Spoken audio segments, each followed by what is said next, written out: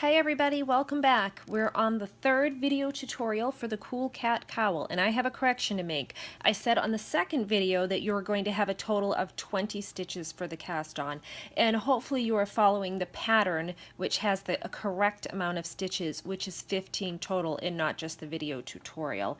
I'm really sorry about that. I was thinking of another pattern. So you have your slip knot, and then you're going to make 14 more stitches with a cast on method.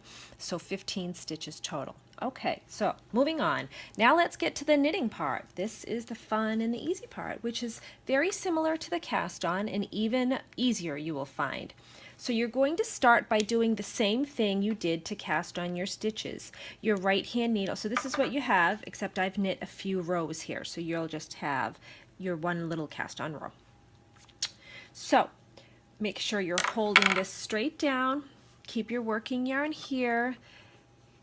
Take a look at it. Make sure you know where your stitch is in your little loop there.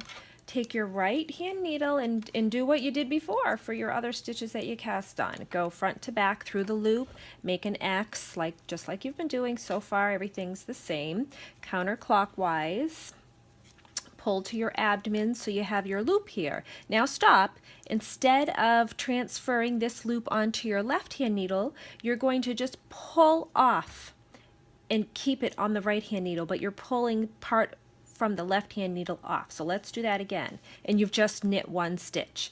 Go through front to back. You have your X counterclockwise, pull down. You have the loop on your right hand needle and just slide right off. 2 stitches. Again, around, pull down, slide off. You're knitting now. When you're knitting, you're putting all the stitches from the left hand needle to the right hand needle. And that is how you knit something flat. I'm just going to make my way through the row. Here we go.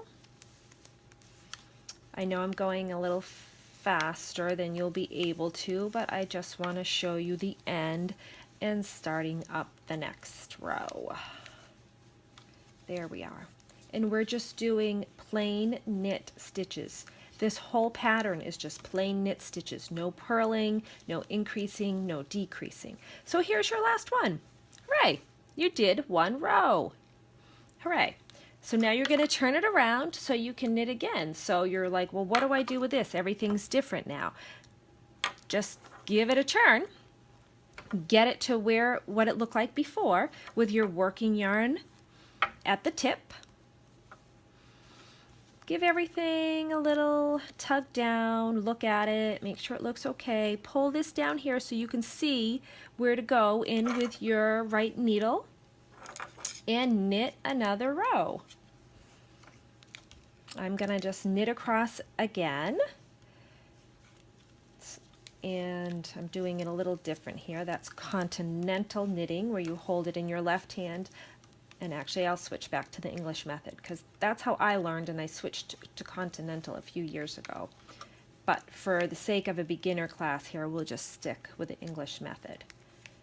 So, keep on knitting our stitches. This is called garter stitch.